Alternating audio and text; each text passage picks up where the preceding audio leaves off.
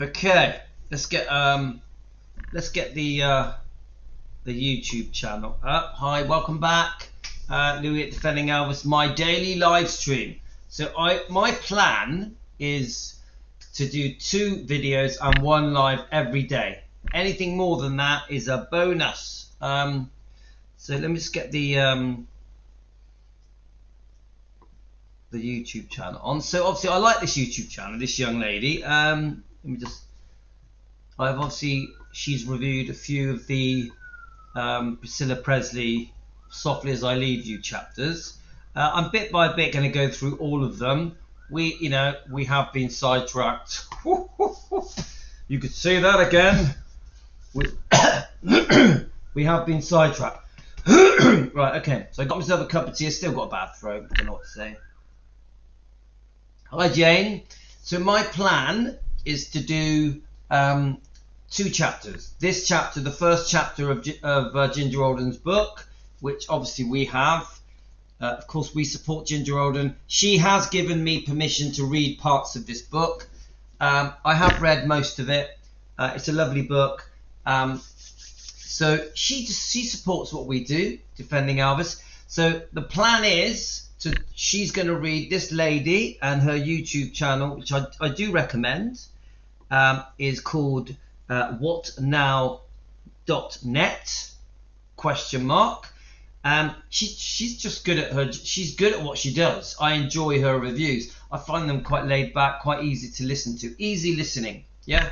I've just had a really long walk with Ella. It was freezing cold, it was raining, so I've dried myself up, made myself a cup of tea. So my plan, chapter 1 of Ginger Alden's book, Elvis and Ginger, the last chapter that she's reviewed of Priscilla Presley's new book. Yeah, so that I'm hoping to play both those today. Let's just see what happens. Yeah, so let's just get on with it. So I did want to just say something. I've had one person message me this morning concerning obviously Joe Sins and Rare Elvis photos. Don't confuse things, guys. I'm not against Joe Sins. I'm not against his channel. Yeah, please do watch it. Please do subscribe. I'm not a I hate Joe Sins channel. Yeah. Yes, of course I'm shell shocked because I can't believe that interview was so cruel to me, to Donna, just to the Defending Elvis movement, to what we stand for. So yes, I'm not going to lie to you guys. I'm upset about what happened on that show, and I'm also upset about how Joe Sins tried to cover for it on his follow-up. I'll be lying to you if I didn't admit that, but that doesn't mean I dislike him. I like Joe. I've always liked Joe. I've always supported Joe. I've always praised Joe. So this one person who messaged me, who is a real faithful Elvis defender, has changed her tune. I'm not going to name who it is. It's possible that there's discussions going on regarding that interview between Billy and Joe. So behind the scenes stuff is happening. I know Billy Stanley's, by the sounds of it, has been trying to report certain things, like someone's messaged me their Facebook channel has been suspended, or threats of suspension, and I know that behind the scenes things are being said concerning that that Billy Stanley Rare Elvis interview. It's life, guys. It's life. It's how it is. My stuff probably gets reported regularly. I personally don't report other people. Yeah, it's just not what I do. I just get on with my channel, do what I'm going to do, say what I'm going to say. I stand my ground. I'm not one of these people that runs around reporting people. Yeah, that's just not me. Okay, it's just not my cup of tea. Of course, if someone gives me a strike, then yes, of course I report them, 100%. Yeah, because I don't do anything. I don't think that warrants me getting a strike. So every time someone has given me a strike, I've disputed it, and I've won every time. Every time I've disputed a strike, I win.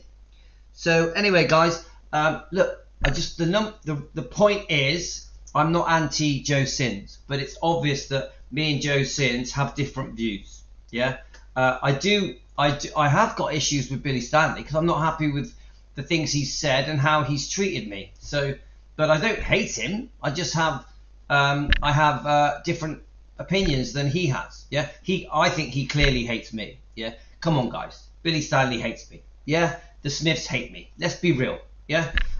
Okay, here goes, guys. Let's press play. Hi everyone.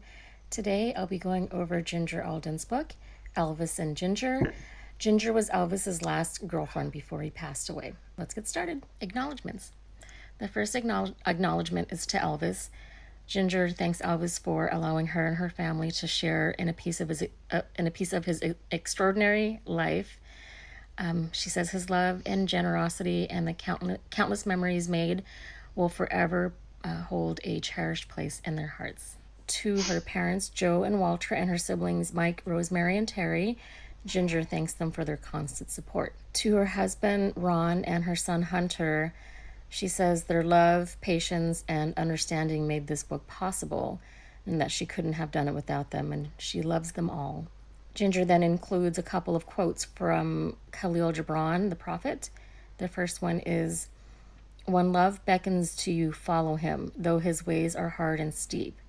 And the second one is, "You give but little when you give of your possessions. It is when you give of yourself that you truly give." There's also an author's note. Ginger says in September 2001, her 7-year-old son Hunter had come home from school and asked her, "Who's Elvis?"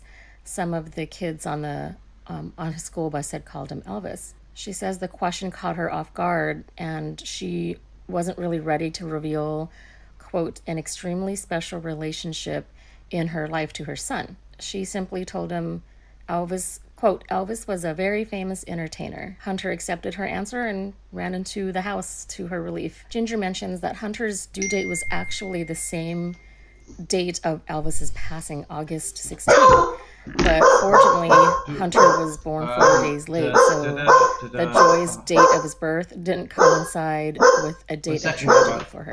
She says as the year... Right, 1 second, guys. Postman's here, I think. Or it could be my wife. 1 second. Went on, Hunter, continued asking her more questions about Elvis. What kind of hairstyle did he have? What kind of music did he sing? She assumed these questions were stemming from school, and she had decided at the end of the year she would share more about her and Elvis to Hunter. She says she was nervous to discuss a man that she had loved long before meeting his father. She says that she hadn't talked about Elvis in a long time. Ginger told Hunter, "This person you've been asking about, Elvis, well, Mommy knew him." Ginger says that she was not yet comfortable sharing that she and Elvis had been engaged to be married. And she added, "Elvis was a very nice man I met long ago. He was someone who loved to sing and make people happy." She says the answer for Hunter was simple, but that the conversation stirred up deep emotions for her. She says that she had written down her memories of Elvis for posterity soon after he passed away, but she refrained from publicly sharing them. She says that she felt the need to do an interview here and there, but that she kept the true intimate details of their relationship to herself. After Elvis passed, she moved on. She got married, she had her son, but she says, quote, "I was shocked and hurt to see that speculations, exaggerations, and complete untruths regarding Elvis, me, and our relationship were unjustly being told by a few people who had been around Elvis, people I'd barely gotten to know, and some I hardly knew at all." She says there were even stories out there of Elvis being depressed and he was spiraling downhill at the end of his life, which is not the Elvis she saw and was with. She says that Elvis saw their relationship as, quote, a new beginning,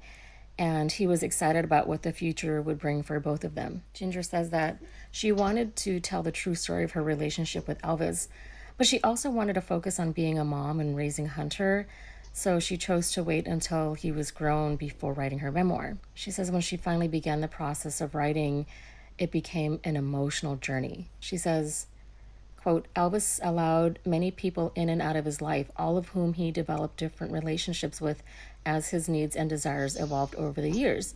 I was the last serious love he would let into his heart. She says she loved Elvis and wanted to marry him because he had a good heart. She also describes Elvis as kind and generous and a complex man whose charisma and energy drew people in. Their 9-month relationship, though brief, was transformative. Ginger says that to love Elvis and to be loved by Elvis was a, quote, steep learning curve for her. Yes, Elvis could be difficult, but she says the good far outweighed the bad. She says Elvis taught her lasting lessons about life and resilience, reminding her not to dwell on negativity or lies, but to move forward.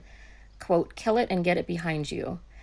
She says that advice helped her through the grief that followed his death. Ginger reflects that while Elvis advised her to, quote, kill it and get it behind you, when facing negativity, even he struggled to live with it, by those words. Yeah, it's funny because what we're going through when facing negativity, it's like, woo, but what happens when it's every day? Okay, let's keep going. Because of his sensitive nature. After his death, though, she found it impossible to ignore the gossip and falsehoods spread about him, especially claims that his final years was quote, a runaway train towards suicide. She says that these distortions deeply pained her because she knew a very different Elvis. He was loving, intelligent, generous, humorous, and full of life. She says he had been optimistic and making plans for their future together, which included marrying her. Ginger ends with, quote, Elvis, you and I know the truth about our time together. Unfortunately, you're not here to set the record straight. With this book, I will try to do so. Better late than never. Prologue. August 16th, 1977. Ginger says that she and others refused to give up hope. It was after 3 p.m. on Tuesday, August 16th, 1977. Ginger was sitting in Dodger's bedroom at Graceland with members of Elvis's family. It was Vernon, Elvis's father, Dodger, Vernon's mother, Elvis's daughter, Lisa, and Ginger's niece, Amber, who she says had become close with Lisa. She says as the minutes passed, her anxiety grew stronger and it became harder for her to breathe. She says that they had all been keeping vigil for what felt like an eternity, silently praying. I'm sure my wife waits for me to go live. This is the first live I've done today. She waits for me to go live and then she rings me. And then somebody else rang me as well. So I'm telling you, it's sod's law. It happens when you go live. For good news. Suddenly Ginger felt the need to step outside, as if leaving the room might somehow let her mind return to that, quote, precious time a short while ago before I'd made the shocking discovery in the upstairs bathroom. She says what she witnessed upstairs will forever be seared into her memory. So she slowly stepped out of Dodger's room, and she was wishing with all her heart that she'd see Elvis coming down the stairs, laughing and saying it had all been a joke. Even though she says that deep inside she knew the heartbreaking truth. When she reached the foyer, she saw several others gathered in the dining and living rooms quietly praying.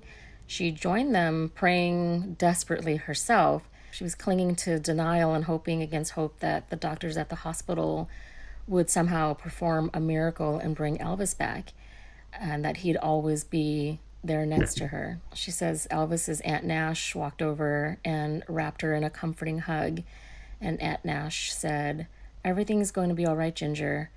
He has so much left to do. Ginger says she couldn't tell if it was because Aunt Nash was family or because she... So obviously that's Donna's mother. ...had the calm wisdom of someone older. So Donna did tell me she was there a few hours after Elvis, yeah? But a wave of comfort washed over Ginger. She wanted so deeply to believe what Aunt Nash had said. She says little by little, Ginger, little by little, the heavy fear pressing on her heart began to lift. And she told herself that Aunt Nash must be right.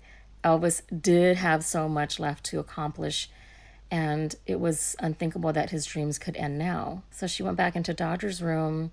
She felt slightly more hopeful than before, and she resumed the quiet vigil with everyone else. Lisa was sitting on the bed with Amber playing, and they were speaking softly to each other.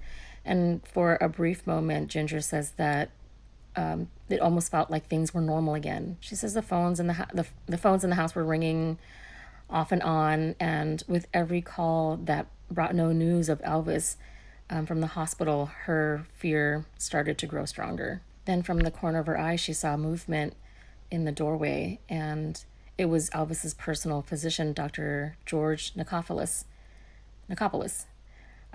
aka Dr. Nick. He was standing there holding a large yellow envelope. He slowly walked into the room, handed Vernon the envelope, and said, "I'm sorry." Ginger says that she felt her breath catch in her throat, and she got lightheaded. Her eyes locked on the envelope in front of her, and she says that she couldn't bring herself to meet the doctor's gaze or Vernon's, and she realized the envelope must have held the jewelry that Elvis had been wearing when he was rushed off from Graceland in the ambulance. She says among those pieces was a gold chain bearing the Hebrew letter Chai, a symbol meaning life or to live, and it was a necklace that he had bought during their time together. Ginger says that she felt completely numb. It was as if not only Elvis, but everything within Graceland and within her had died. She felt utterly hollowed out. Everyone was heartbroken. They clung to one another, crying and holding on tightly, trying to find some small measure of comfort in this shared grief. She says none of them could truly comprehend that Elvis, the man who had always seemed larger than life, was really gone. Ginger says that she felt the need to move. So she stepped out of the room, and she was overcome by a sudden urge to see whether the outside world knew what happened, whether anyone else could feel the weight of the loss that they were currently living through. She went to a window in the front living room and pulled back the edge of a curtain. And she said that the scene outside told her everything. It was clear that the news of Elvis's death was already spreading. She says cars were slowing as they passed by Graceland. Some had stopped completely, with passengers standing on Elvis Presley Boulevard. Crowds were beginning to form at the gates of Graceland and along the stone wall. She says the barriers that even now could never truly separate Elvis from his loyal fans. She ends the prologue saying, quote, "This day had begun with excitement and hope for Elvis and me, but ended in heartache and disbelief. At the age of 42, my fiancé, Elvis Aaron Presley, was dead. The world around me had crumbled and my heart was broken." All right. That's the end of the beginning of the book, the acknowledgments, the author's note, and the prologue. Stay tuned for chapter 1. Ginger will discuss the first time she met Elvis when she was just 5 years old and getting a glimpse of his generous, giving nature. I'll see you then. His generous, giving nature. I'm going to tell you what, that is a bloody difficult chapter, isn't it? That is hard to listen to. She got a lot of facts in there. You know, she really... To be honest with you, because I read that book about a year ago, there was much more detail in that than I was expecting. So, you know, I think while we're on the topic, let's just get Ginger Alden up. Let's keep it on that topic a minute. My wife is coming back soon, so I'm going to try and keep going. Here we go, let's listen to it. He had asked me to move into Graceland, but I never did, and he said, "I respect you for that." I just didn't at the time. It wasn't my way. I was up there pretty much every day, and I just think the portrayal, the image of him, you know, has been really unfair. And you know, Elvis was not someone sitting up and gorging on. He could be compulsive sometimes when eating certain foods. But this image, I never once saw him eat a fried peanut butter, the famous fried peanut butter and banana sandwiches. I never once saw that. So I guess your biggest concern has been that he's been defined by those final months of his life. And you're saying that what people perceived was his life really was not the reality. He was never bored. He didn't act down. We laughed. We watched television. He played the organ in his room. Sometimes we went out, we rode three-wheelers. He had these great fun three-wheelers. You still miss him? Yeah, of course. I miss that we didn't get to see where he was going to go and hear more of his music. He had a lot left to do. He had asked me. It's very sad. Let's just listen to a few, guys. I think it was the classic case of a guy trying to recapture his youth in some ways, recapture, what was lost. On August 16th, 1977, Ginger Alden awoke to find herself alone in bed at Graceland. After knocking on the bathroom door several times, Ginger walked in and found Elvis dead. He was 42 years old. Ooh, I can't play the music. Let's just keep going, guys. I'd like to say hello to my girlfriend, Ginger. Ginger Summertime. Come on, Ginger. It's enough for her.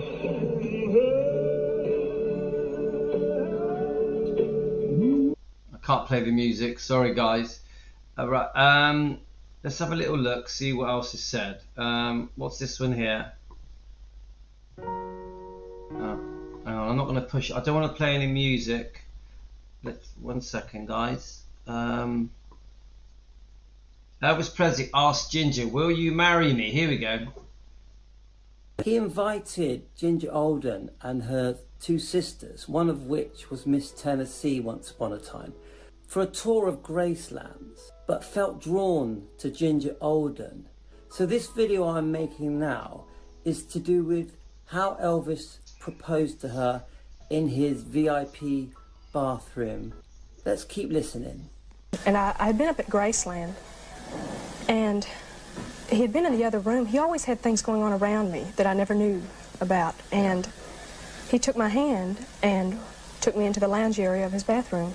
And Elvis's bathroom wasn't a typical bathroom. It was a haven for him. And he would go there just to get away from things and read. It was very luxurious. And I sat down in a black chair, and he got down on his knees. And then he asked me, he just said, "I'm asking you, will you marry me?" He invited Ginger Alden and her two sisters, one of which was Miss Tennessee once upon a time, for a tour of Gracelands, but felt drawn to Ginger Alden. So this video I'm making now is to do with how Elvis proposed to her in his VIP bathroom. Let's keep listening. And I'd been up at Graceland, and he had been in the other room. He always had things going on around me that I never knew about. And he took my hand and took me into the lounge area of his bathroom. And Elvis's bathroom wasn't... Let's see what else we can see, guys. And I remember just saying to him, aren't you tired? And he said, no, I'd really like to be there. And that always holds a very special place in my heart, because the weather was very bad in Harrison. It was very icy and snowy, and I remember Elvis was just determined to get my family there, so he offered his plane, and he ended up flying my sister, my brother, his wife, and it was quite treacherous, and we landed on this icy runway in Harrison, and we stayed at the Ramada Inn in Harrison, and Elvis made sure that we made it up the mountaintop, which wasn't easy because of all the ice, but so Elvis attended my grandfather's funeral, and that was about, I think it was maybe January 3rd, 1977. And that was quite something too. The church was a very small, Holy Assembly of God church in Mount Sherman. And Elvis had a very close friend, Charlie Hodge, from his army days. Charlie was with us. And the church was a very small, maybe 6 little pews on each side. And Elvis walks in, and there were other family people that knew, they knew he was coming. And everyone was my relatives, they were very polite to him. And I remember the minister got up and started to sing, and he was quite nervous. He knew Elvis was sitting and looking at him, and I'll never forget, Elvis looks up at him and just goes like this and nods and starts slowly singing along with him. And Charlie Hodge did too in harmony, and you could just see the difference, the change in this minister. He got the approval. And so it was just an amazing thing for someone. It shows what a good-hearted person he was, that he took time to do that. And that's a really interesting story. Right, guys, I'm going to go. I'll come back, yeah? So thanks for joining me. I'm going to come back. We're going to do a couple more book reviews and a few more little discussions. I'll see you soon, guys. Thanks a lot. Take care.